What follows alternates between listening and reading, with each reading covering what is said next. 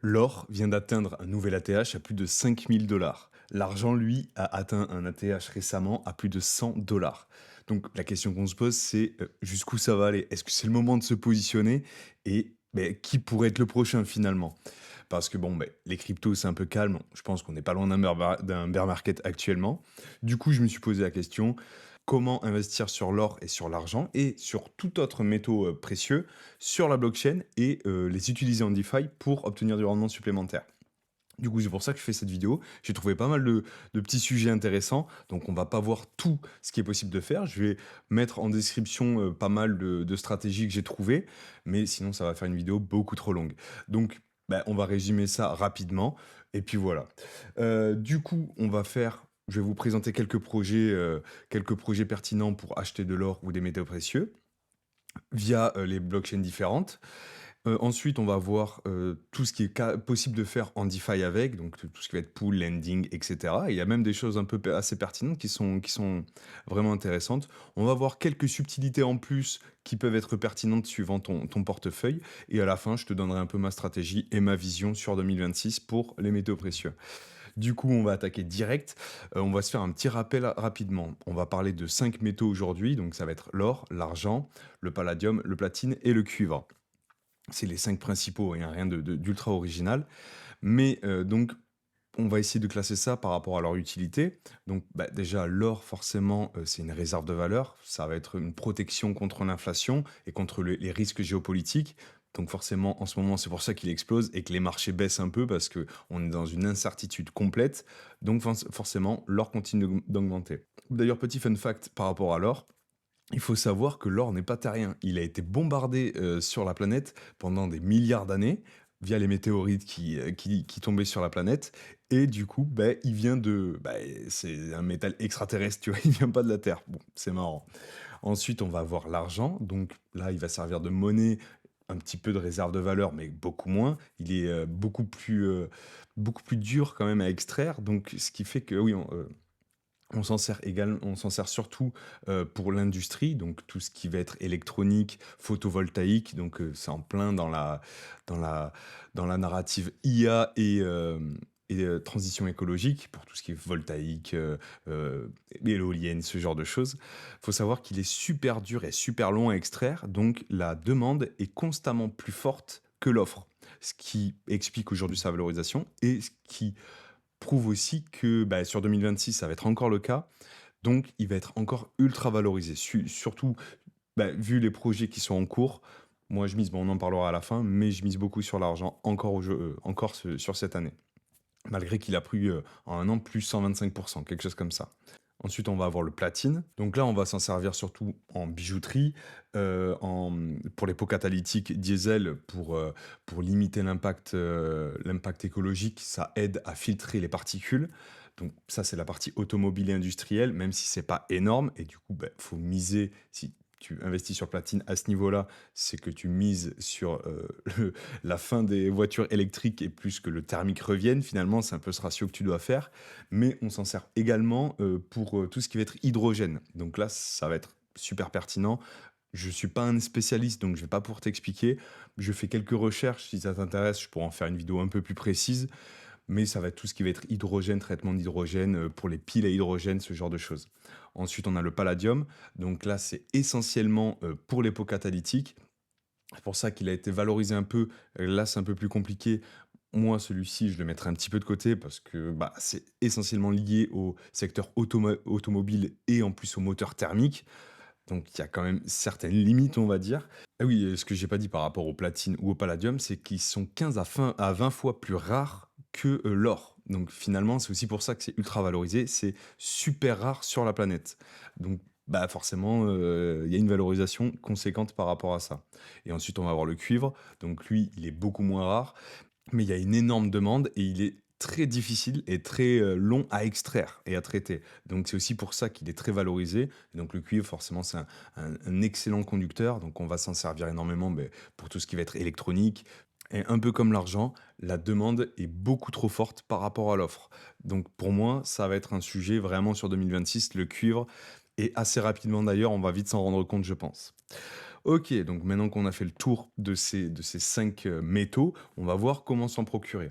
Donc forcément, sur la blockchain, ce qui va être le plus simple à acheter, ça va être l'or parce que c'est le plus capitalisé, c'est ce qui est le plus demandé et le plus simple. Donc sur l'or, qu'on va avoir déjà Paxos qui propose le, PAXG, Pax G, on va dire, le Pax G, donc qui est ultra valorisé, hein. C'est les 2 avec Paxos et Tether qui proposent aussi le XAUT, XAUT, donc c'est des équivalents un pour un à l'or. L'intérêt ici, c'est que ça va être divisible, très facilement, il y a une grosse liquidité, donc très facilement échangeable. Le problème, ça va être surtout pour nous Européens, ça va être tout ce qui va être KYC pour, s'enregistrer, pour en acheter. Bon après tu peux passer du coup par des DEX. Là aujourd'hui on va surtout parler de DEX parce que avec la réglementation MiCA, ça va être très compliqué. Il y a beaucoup de projets justement qui t'imposent un KYC à l'entrée. Nous on va éviter ça. Donc tout ce qui va être Paxos, Tether, tu peux quand même, hein, mais bon voilà, c'est un peu plus limite. Donc les 2 sont ultra valorisés à plus de 2000 à 2 000 de dollars si c'est pas plus. Ouais, on vérifiera ça après. Donc là, on va être surtout sur le réseau Ethereum et tu peux, ils ont ouvert des branches sur les L2 genre, sur Mantle par exemple, je crois que tu peux acheter du XOT depuis, Mantle. Ça va réduire les frais parce que forcément, dès que tu vas travailler un peu sur Ethereum avec du gold ou quoi, si tu as un petit portefeuille, ça va vite te coûter une fortune pour pas grand-chose. C'est pour ça qu'après, on va parler de Solana où ce sera beaucoup plus facile pour les petits portefeuilles. Ensuite, on a VNX. Donc là, c'est une boîte qui est située au Liechtenstein. Donc pour tout ce qui est Mika, c'est primordial d'avoir ses bases, ses réserves en, en Europe. Donc là, c'est très bien aussi. VNX, il propose le VNX Gold, facilement échangeable. Très intéressant. C'est ça que j'ai oublié de te parler en amont. Pour ce genre de projet RWA, on en avait parlé un petit peu quand on parlait des actions et tout, mais ce qui est crucial, c'est de vérifier que tout est audité et qu'ils ont bien les proof of reserve, donc ils ont bien les stocks dans leur coffre ou qui passent par un intermédiaire, mais que tout est traçable et vérifiable et surtout auditable. Donc c'est pour ça que les projets que je te propose, bon du coup VNX, là on va être sur Base, donc une L2 on va dire d'Ethereum, donc forcément prix moins cher et en plus on a deux trois sujets au niveau de la DeFi qui va être facilement utilisable VNX, donc c'est assez intéressant si tu veux te positionner là-dessus. Ensuite, rapidement, je voulais te parler de Matrix Doc, qui eux proposent le XAUM, le XOM. Là, on va être sur la BNB Chain. Donc, ils ont une market cap d'environ 80 millions de dollars. Donc, c'est pas énorme, mais c'est quand même pas mal. J'en parle parce que justement aussi, ils proposent un peu en DeFi des choses intéressantes. Donc, voilà pour la BNB Chain. Ensuite, on va passer sur Solana. Donc, Solana, on va avoir trois projets. Donc, Remora, j'en ai parlé la semaine dernière dans ma vidéo sur les actions. Si tu veux le voir, je te la mettrai en description d'ailleurs. Donc là, avec Remora, j'en ai pas parlé, mais c'est très intéressant parce que tu peux, donc c'est un émetteur qui te permet d'acheter des actions Tesla, Circle, du S&P, mais également depuis peu des métaux. Donc tu vas avoir le gold, tu vas avoir l'argent, le platine, le palladium et le cuivre. Donc c'est l'un des seuls qui te propose les 5. Donc ça, c'est à retenir Remora. Moi, je passe beaucoup avec eux. En restant sur Solana, on a les X-Stocks, forcément, comme donc on en parlait la semaine dernière avec tout ce qui est stocks on-chain. Eux, ils proposent le GLDX avec une grosse profondeur de marché. Donc là, tu peux l'avoir sur Solana, sur Ethereum et sur Ton, mais surtout sur Solana. En restant sur Solana, on peut voir aussi Oro. Ah, ça bug un peu. Oro, donc là, c'est pas mal. Alors celui-là, j'ai hésité à le proposer, ça fait un moment que je surveille, et en fait, ils ont mis super longtemps à sortir leur audit. Et du coup, j'avais quelques réserves, et là, ça y est, il est sorti, il est à peu près clean. Ils ont les réserves et tout. Et en plus, ils proposent pas mal de choses super intéressantes, notamment du Earn, de la DeFi. Et ils vont proposer également bientôt, tu vas pouvoir te faire livrer l'or physique directement chez toi. Voilà essentiellement ce que tu peux faire. Donc en passant par des échanges décentralisés ou directement depuis ton wallet, tu peux facilement échanger de l'USDC, de l'USDT contre ces valeurs-là, ces actifs-là. Maintenant, on va voir un petit peu en détail ce qu'on peut faire en DeFi avec ces produits-là. Donc j'ai sélectionné, on va dire, une pool par token. Ce que je voulais te dire rapidement, donc tu vois, là, je fais un petit peu moins d'efforts sur le montage, sur le cadrage, ce genre de choses. Heu, des fois, j'avoue, je suis un peu démoralisé parce que je travaille toutes les semaines. Bon, j'ai mon boulot à côté évidemment, mais je travaille sur mes vidéos, sur la communauté toutes les semaines et bah, des fois, c'est pas facile parce que, bah, tu vois, tu fais pas beaucoup de vues. Alors je demande pas de faire beaucoup de vues, mais je demanderais juste un peu de soutien, un petit like, un petit commentaire, parce qu'en fait, il y a beaucoup de gens qui regardent les vidéos et bah, qui prennent pas le temps. Ça prend 2 secondes et en vrai, ça m'aiderait énormément et ça me ferait vraiment plaisir juste pour m'encourager à continuer à faire des vidéos. Parce que, bah, forcément, ça me passionne de faire ça. Mais j'avoue que des fois, je me dis: «Bah, pourquoi je fais ça?» parce que finalement, il y a pas grand monde qui regarde. Donc ça m'aiderait énormément. Tu mets juste un petit pouce bleu et un petit commentaire. Si tu t'es pas abonné, tu t'abonnes et ça en plus, c'est gratuit et comme ça, tu auras du contenu régulièrement et puis tu encourageras un créateur à faire des vidéos, quoi. Bon, allez, on coupe.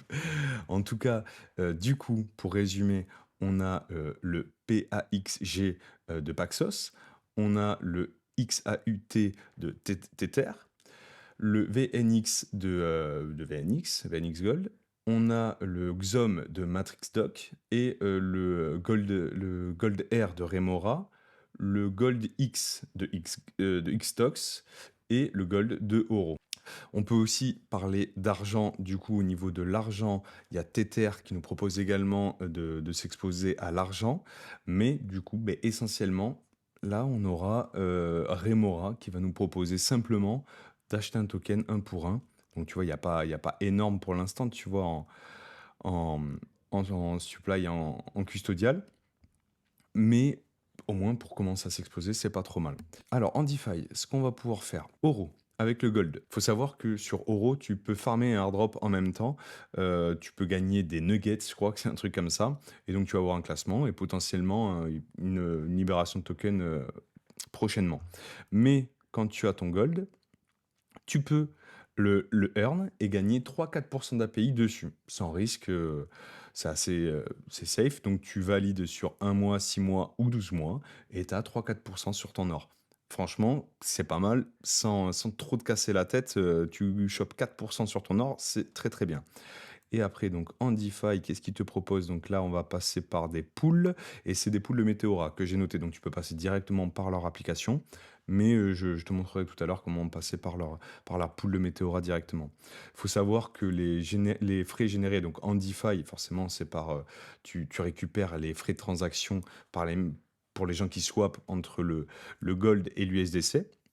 Et sinon, le earn depuis leur plateforme, eux, de ce que j'ai compris, ils passent en fait, il faut savoir que l'or, donc il est stocké, mais il peut être loué parce que tu as des industriels ou des marchands qui vont avoir besoin des fois juste une petite quantité d'or, ils vont devoir le louer, et donc c'est cette commission qui paye qui t'est redistribuée après à 4%. En gros, c'est à peu près ça.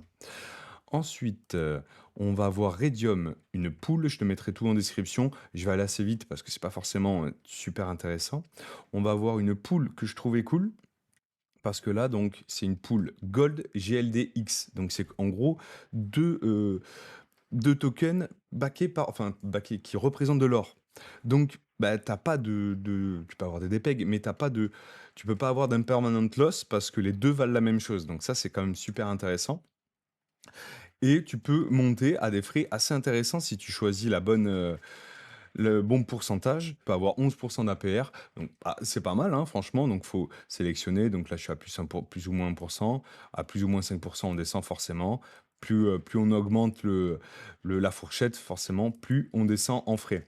Mais à 5%, t'as 2,60, non mais à 1%, déjà t'as 11%. Bah, je trouve ça pas mal et surtout, bah, tu limites vachement ton risque parce que là, c'est deux tokens sur l'or. Ensuite, on va avoir Loop Scale. Donc là, c'est toujours sur Solana.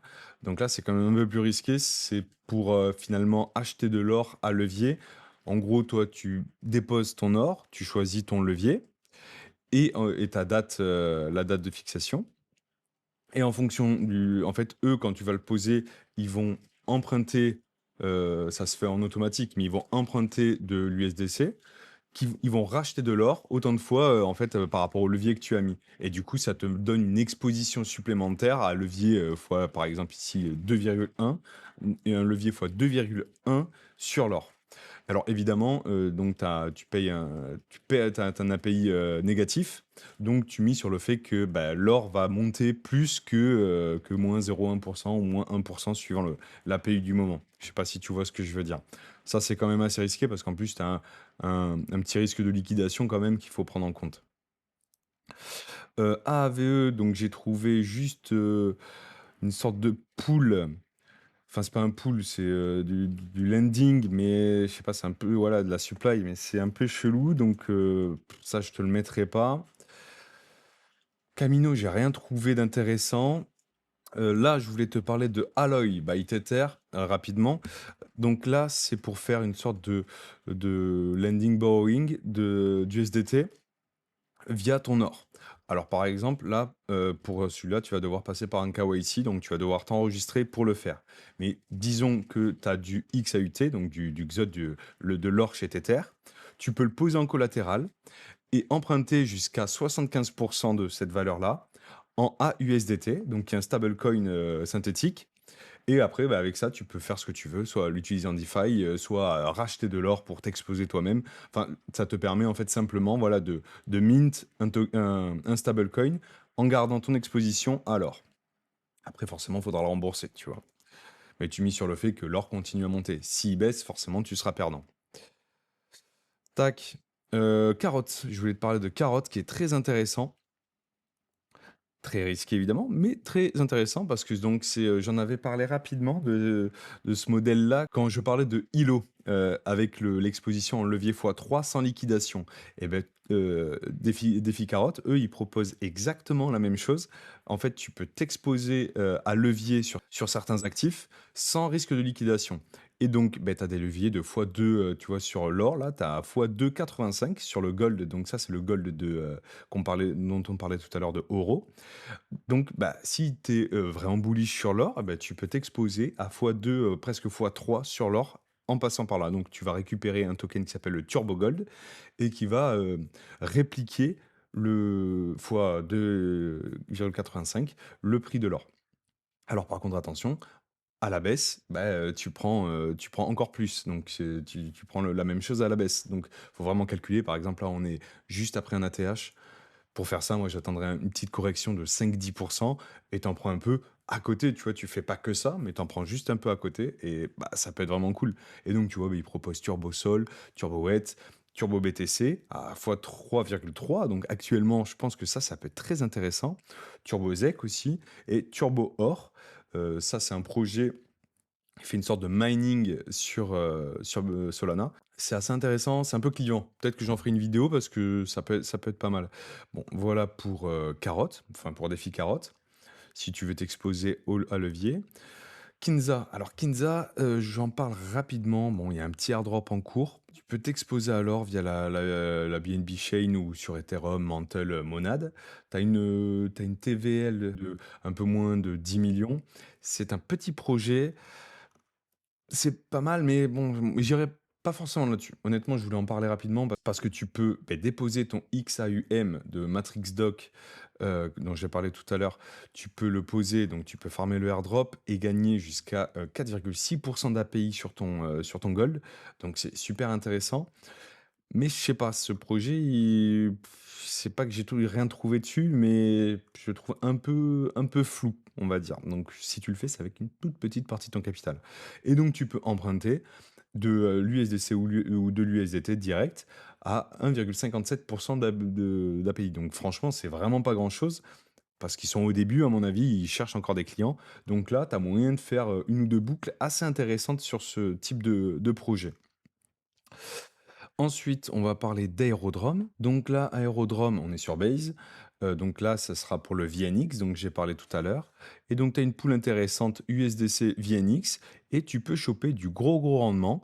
Donc là, tu vois, on est à 9000% d'APR. Donc c'est énorme, mais bon, avec une toute petite fourchette, quoi. Tu vois, les fourchettes, elles sont vraiment infimes et forcément, ben là, tu vas avoir si l'or monte trop ou baisse trop, tu vas forcément avoir enfin, s'il baisse trop, pardon, tu vas avoir forcément, de l'impermanent loss et du coup, voilà, c'est un peu risqué, tu peux un peu le faire, mais tu as quand même, tu vois, encore là, même à 0,7, tu es à 2,3, de 2300 d'APR, donc c'est quand même énorme, tu vois? Hop et en full, là, au moins, tu prends moins de risques, tu sélectionnes tout ça fait tu as 0,20 d'APR, donc forcément, là, bah, tu chopes tout, mais c'est beaucoup moins intéressant. Je t'ai pas expliqué le fonctionnement des poules parce que je suis parti du principe que tu sais comment ça marche. Mais pour ceux qui savent pas, je peux expliquer rapidement. En gros, sur ces nouvelles poules là, avec aussi un nouveau moteur de, de, comment dire, de market maker. En gros, tu choisis, en fait, tu dis, je mets 50%, ça dépend des poules, mais pour schématiser, tu mets 50% d'or, 50% d'USDC. Et donc tu fournis de la liquidité pour les gens qui veulent swap entre l'USDC et le gold et tu récupères les frais des gens qui font ça. Quand tu fais un swap, eh beh, forcément tu payes des frais et toi tu récupères ces frais-là. Mais avec ces nouveaux moteurs, tu sélectionnes des fourchettes de prix, c'est de la concentration de liquidité, des fourchettes de prix où tu veux que ta pool soit effective. Donc à plus ou moins 0,3 et du coup, forcément, tu vas générer beaucoup plus de frais dans cette petite fourchette de prix, mais dès que l'or sort de cette fourchette, bah, du coup, tu gagnes zéro. En gros. C'est à peu près ça et s'il y a pas beaucoup de transactions non plus, c'est pour ça que c'est important de regarder le nombre de transactions, enfin le nombre de transactions, le volume qu'il y a sur les poules, parce que s'il y a que dalle, bah, tu sortiras vraiment pas grand-chose, quoi. En gros, c'est ça.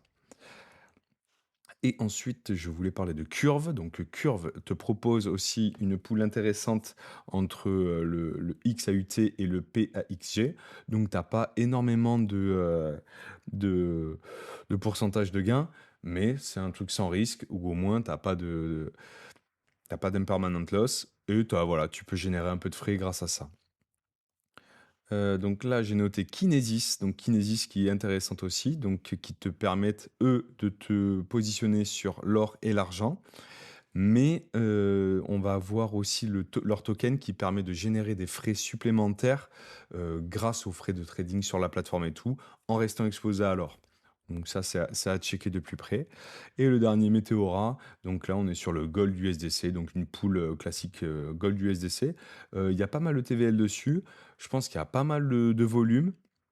Donc ça, c'est à checker, ça peut être aussi intéressant. Donc voilà, rapidement pour ce qui va être DeFi, je vais peut-être couper deux trois parties parce que j'ai beaucoup parlé et ce sera pas forcément intéressant à regarder. Donc je te mettrai toutes les pools, tous les liens vers les pools en description, plus peut-être je vais te mettre deux trois stratégies si ça t'intéresse. En tout cas, moi, ma stratégie là, ça va être surtout de passer, via Remora. Je vais m'exposer à l'or, j'ai un petit DCA sur l'or et sur le bitcoin. Là, je vais peut-être calmer un peu l'or parce qu'il est quand même monté, quoique. L'argent, là, par contre, je vais acheter un petit peu. Je vais, également me positionner sur le platine et sur le cuivre. Donc le palladium, on oublie, mais un petit pourcentage et je vais attendre que des poules, soient mises en place pour positionner, au moins mon argent parce qu'à mon avis, le platine et le cuivre, il y aura pas grand-chose pour commencer, mais au moins pour commencer à faire grossir mon portefeuille avec ces positions-là. Voilà, donc c'était une vidéo un peu décousue, pas forcément très intéressante pour ceux qui s'intéressent pas à ça, mais bon, j'espère que ça t'a quand même plu. Comme je l'ai dit tout à l'heure, pense à liker et à commenter la vidéo, ça m'aide énormément. Et puis on se tient au courant. Et en attendant, je te laisse avec cette vidéo sur justement tout ce qui va être Xtox, tout ce qui va être action on-chain, comment s'exposer et faire de la DeFi avec. Allez, à bientôt, ciao.